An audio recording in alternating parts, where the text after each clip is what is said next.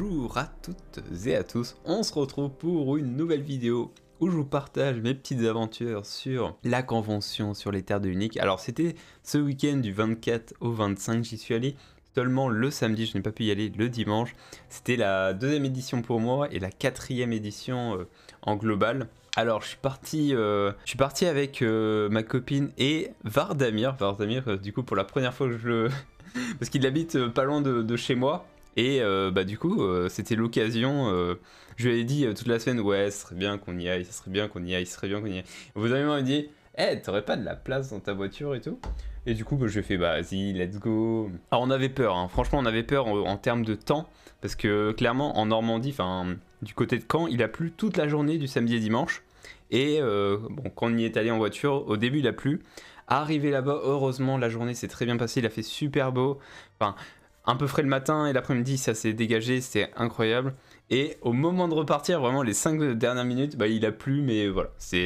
On a eu beaucoup de chance parce que ça commençait pas très bien, quoi. Donc, pour information, pour ceux qui connaissent pas du tout la convention, ça se passe à Plouha, donc en Bretagne, dans un tout petit village. Alors, je vais en parler du village parce que voilà, j'ai pas mal de petites anecdotes dessus et tout. Donc, on est arrivé, on a découvert déjà dans un premier temps les décors. Alors on est arrivé à 9h30, donc c'était pas encore totalement mis en place, mais ça nous a permis de voir, voilà, il y a des petites nouveautés à chaque fois, mais évidemment on reconnaît les principaux décors, hein. La maison de Hobbit par contre qui a disparu, il reste plus que la porte, c'est une honte. Alors je mettrai des images, alors désolé pour vous le chat, mais je peux pas, c'est sur mon téléphone donc je peux pas vous montrer. Mais vous inquiétez pas, j'ai quand même des trucs à vous montrer après. Donc il y avait le camp des nains qui était vachement stylé, que je me rappelle. Il y avait... alors en gros c'est pas si grand que ça en termes d'espace. Et il y a une sorte de théâtre ou salle des fêtes pour les conférences. Et juste à l'entrée, il y avait une réplique style du gouffre de Helm, la bataille du gouffre de Helm, qui était vraiment stylée. Hein. J'ai fait une petite vidéo, donc je pense que je la mettrai aussi. Hein. Mais regardez-moi cette dinguerie, regardez-moi comme c'est incroyable. Le gouffre de Helm. Maquette réalisée par la chaîne YouTube des aventuriers légendaires. Voilà, je vous fais un petit peu d'ASMR en même temps et c'est vraiment trop stylé. Il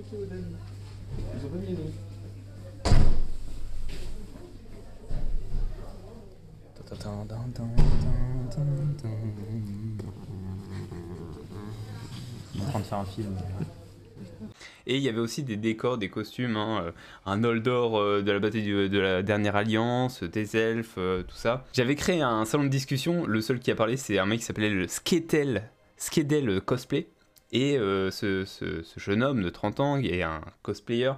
Et il est venu en roi sorcier. Alors, il a remporté le tournoi.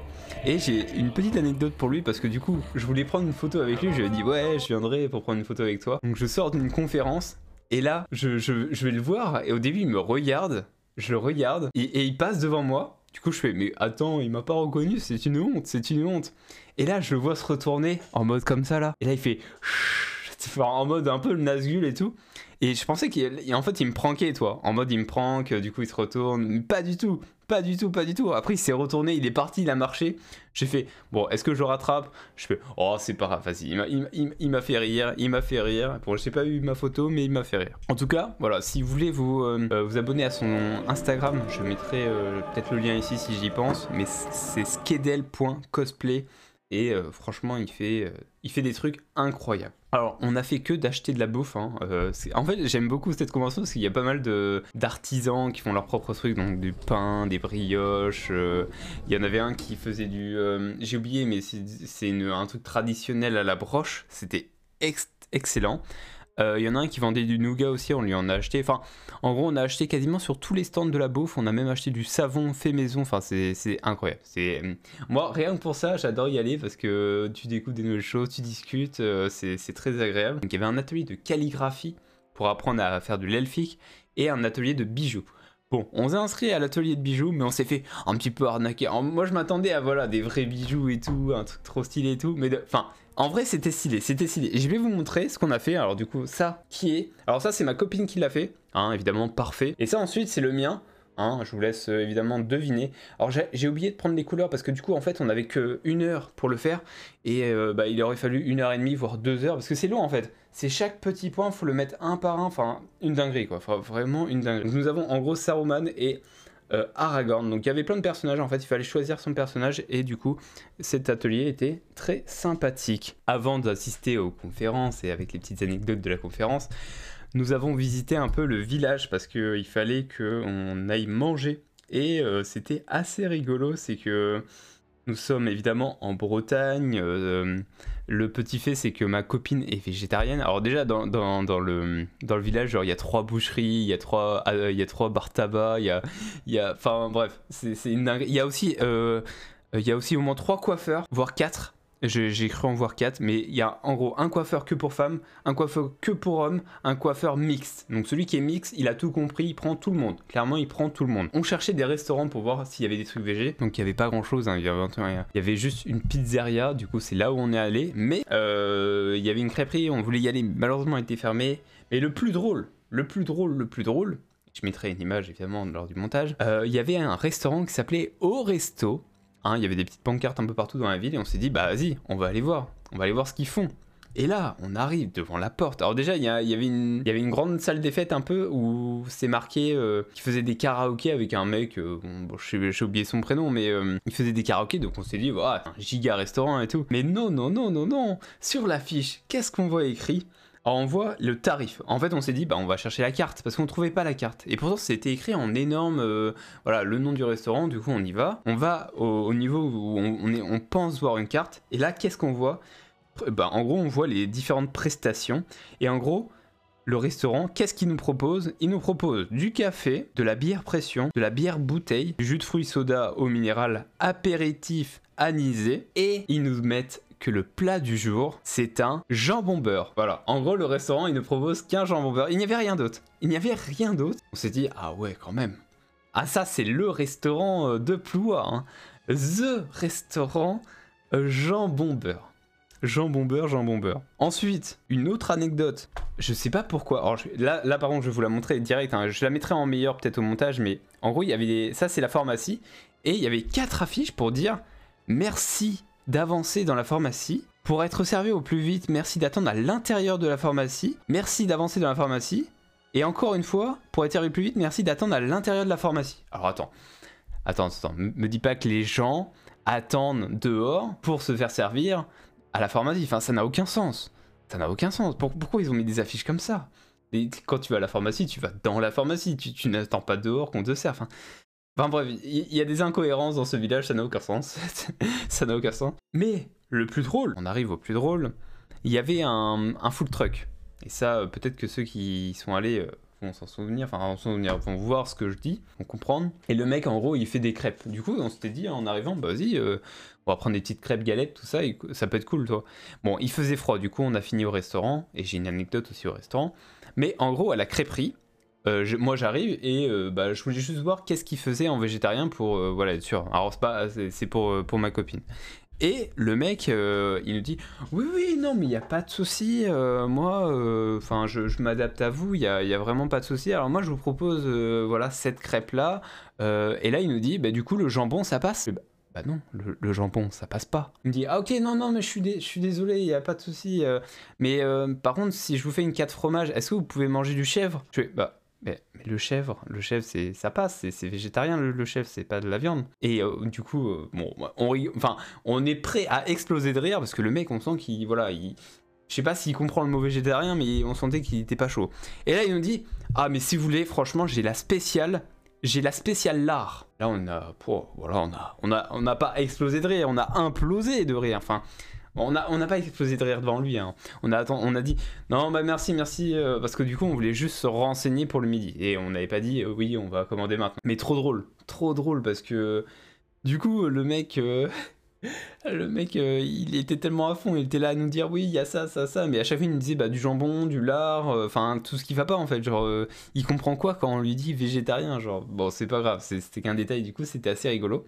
Et au restaurant très bon, hein, voilà, le mec on avait pris des pizzas, et c'était immense, c'était terrible. Le cuisinier était un petit peu long pour servir, bon nous on était les premiers arrivés, donc premier servi, donc ça va. Mais en gros, il y a deux petits vieux qui sont venus, qui ont commencé à commander. Et au bout d'un moment, ils ont dit bah excusez-nous, on va partir en fait, c'est trop long. Et du coup, ils viennent pour quand même payer, voilà, ils viennent pour payer et partir.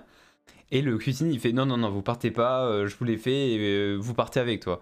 Et du coup, les gens ils étaient en mode mais non, ne vous inquiétez pas, donnez-la à quelqu'un, ou voilà, prenez-la pour vous. Il fait non, non, non, c'est mort, on va pas gâcher la nourriture. Enfin, il y a eu un gros blanc dans le restaurant en mode non, non, non, tu vas partir avec ta pizza. Du coup, ils sont partis avec leur pizza. Bon, en même temps, ces gens-là, je crois ils étaient attendus au mariage qui était juste à côté, mais je me suis dit attends, mais pourquoi tu vas au restaurant alors que t'es attendu à un mariage? Ça n'a pas de sens. Mais enfin, bref. J'ai pas trop compris, mais en tout cas ils sont partis avec leur fameuse pizza. J'ai rencontré aussi évidemment les participants, les participantes de l'interview que j'avais faite lors de la convention. Alors c'est drôle parce que la petite madame, enfin la petite madame, la représentante globale, celle qui s'occupe de l'organisation, au début elle m'avait pas du tout reconnu, et ensuite elle m'a reconnu plus tard. Et les autres, voilà, c'était très sympa, c'était cool de les voir en vrai, on a pris des petites photos et tout. J'ai assisté aux conférences, donc il y avait une conférence avec Déborah Perrette, donc pour information c'est la voix de Galadriel dans le Seigneur des Anneaux et le Hobbit, et sa mère s'occupait en gros de l'équipe française lors du Seigneur des Anneaux et du Hobbit il me semble, et maintenant c'est elle qui s'occupe de l'équipe qui double pour les Anneaux de pouvoir. Elle était accompagnée du coup de la voix d'Elrond, donc Damien Witeka. Alors lui il est connu en gros, et il nous a expliqué il nous a raconté qu'il était la voix de DiCaprio, donc dans Titanic, Le Loup de Wall Street, etc. Et de Tobey Maguire dans Spider-Man du coup. Et il était très intéressant, ils expliquaient en gros que les conditions de travail étaient assez compliquées parce que ils avaient juste la tête du personnage et pas forcément le contexte ni le fond, et qu'avec à cause du Covid, c'était assez compliqué, ils pouvaient être qu'à deux sur la barre son, enfin l'endroit où ils enregistrent les textes. Du coup, c'était assez compliqué et je trouve que finalement ils se sont bien démerdés. Les gens ont posé leurs questions, voilà, si, en termes de est-ce que c'était compliqué, est-ce que ça vous a plu, est-ce que vous avez passé un bon moment. À chaque fois, les gens demandent évidemment si les doubleurs aiment bien l'univers. Alors, c'est drôle parce que l'année dernière, c'était la voix de Frodon et lui, il aimait pas du tout l'univers. Et pourtant, ça passe nickel, il le fait très bien en fait. Et lui, par contre, il aimait bien l'univers, voilà, il a découvert avec les films et tout, il a lu un peu. Et non, il aimait bien l'univers, il était bien attaché. Et du coup, j'ai posé la fameuse question. En fait, j'ai commencé par cette question, du coup j'ai un peu bégayé. Mais en gros, j'étais là, j'ai dit oui, alors je voulais savoir pourquoi vos choix par rapport aux traductions des noms elfiques, en fait, par rapport à la prononciation des mots elfiques. Voilà, c'est à peu près ça que j'ai dit. Et j'avais donné des exemples comme Célébrimbor, Lindon, Durin, voilà. Et bon, je sais pas si je l'ai taclé direct, hein. Peut-être qu'elle s'est sentie un peu taclée dès le début, parce que c'est la première question. En fait, j'aurais peut-être pas dû commencer par cette première question, j'aurais peut-être dû attendre que tout le monde pose les questions et ensuite enchaîner avec ce débat-là. Et elle m'a répondu très très rapidement que, en fait, elle faisait la continuité des films en fait. Elle faisait la continuité des films de Peter Jackson et que, en gros, qu'elle expliquait que elle réadaptait un peu la VO pour faire en sorte qu'elle colle le mieux à notre langue française. Hein. Par exemple, elle nous parlait de Marigold. Enfin, les noms de Hobbit, il y a eu un gros travail derrière. Alors, moi, j'avais rien contre les noms de Hobbit, hein, mais du coup, elle m'a pas répondu sur les langues elfiques, sur pourquoi Célébrimbor au lieu de... ça aurait pu être Célébrimbor, mais j'ai pas eu vraiment de réponse sur ce point-là. Elle a un peu esquivé, hein, sans dire vraiment pour qui, pourquoi. J'ai eu droit à un petit tacle vers la fin. Elle disait oui, de toute manière il y aura toujours des gens qui vont se plaindre, on peut pas satisfaire tout le monde, donc voilà, j'ai fait bon, je l'ai pas pris personnellement, hein, parce que du coup quand elle m'a répondu ça, mon argumentaire c'était de comparer par rapport à la VF canadienne qui était clairement très fidèle en fait, très fidèle à la pensée de Tolkien sur la prononciation des noms propres. Elle m'a répondu très rapidement que ça n'avait aucun rapport, en mode il n'y a aucun lien, ils discutent pas entre les VF. Et du coup, ce que j'ai interprété, c'est qu'en général, les VF canadiennes se rapprochent énormément des VO originales. Hein. Par exemple, si on prend Spider-Man, dans la VF canadienne, ils vont vraiment dire Spider-Man, quoi. Genre, ils vont pas dire Spider-Man. Enfin, en fait, ils gardent vraiment le côté authentique de la VO. Bon, on va s'habituer, voilà, on va s'habituer. J'allais pas non plus débattre pendant des heures. Voilà, j'ai eu ma réponse, mais ma réponse qui n'a pas été très concluante. Mais voilà, en tout cas, c'était toujours sympa de discuter avec. Hein. Voilà, on sent que c'est une femme qui aime ce qu'elle fait et voilà, elle défend quand même ce qu'elle fait. Et en tout cas, très sympa, hein, très sympa. Notre Damien Wikta, la voix d'Elrond. Du coup, ça c'était la première conférence, donc très sympa. Alors, entre deux conférences, fallait sortir pour rentrer. Je suis juste sorti. Ah oui, je vous ai pas dit, je suis allé voir aussi l'association Tolkien Deal. Bah, juste pour leur dire bonjour. Mais c'est drôle parce que l'association Tolkien Deal, moi je la connais de nom, mais je ne connais pas trop ses représentants. Du coup, quand je suis passé devant, il y a une petite madame qui m'a dit « Hé, Elrohir, comment vas-tu » mais qui êtes-vous? Je ne vous connais pas.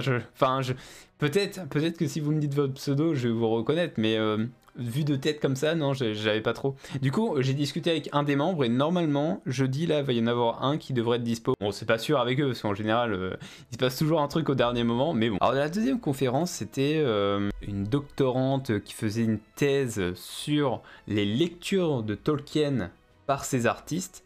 Donc, c'était très intéressant, hein. Elle nous a fait vraiment... voilà, du début à la fin, pendant 1 heure. Bon, c'est pour des gens pas initiés à l'univers, c'est très compliqué parce que voilà, c'est très académique, on va dire c'est un exposé, mais très long, quoi. Et cette petite dame s'appelle Marie Bretagnol, très sympa. Elle a un site qui s'appelle voirtolkien.hypothèse.org. J'irai voir, c'est vrai que je suis pas allé voir son site, hein, j'ai pas eu le temps, mais j'ai pris en photo en fait. À la fin de sa diapo, elle expliquait là où elle était. Donc ça, c'était très sympa aussi. Alors évidemment, là, les gens, les cosplays, les gens costumés, enfin, c'est toujours un plaisir déjà, en plus de vous rencontrer, en plus. Il y en a certains, voilà, un petit bonjour et tout, très, très chouette, hein.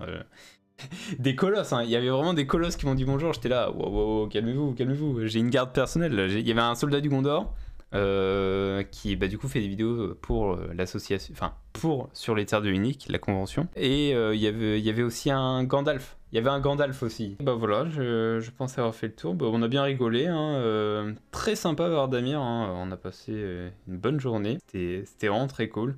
Est-ce que j'ai d'autres choses à dire rapidement? T'as fait du lancer de hache couteau, très cool à faire. Ah oui, c'est vrai que j'ai pas parlé des activités. Donc en gros, il y avait quoi comme activité? Il y avait le troll ball. Alors le troll ball, c'est une tête de troll en forme de ballon et des gens se battent pour le récupérer et l'avoir. Enfin, et sur cette même scène, il y avait des combats. Il y avait des cracheurs de feu qui se baladaient. Il y avait le mec avec sa boîte à musique, très sympa. Il y avait une scène là où les cosplays ont défilé, j'imagine, et les remises de trophées, etc. Il y avait aussi du coup un endroit pour le lancer de hache et le lancer de couteau. Alors j'ai hésité à le faire, à un moment je voulais le faire mais il y avait trop de monde, et on était attendu pour un truc.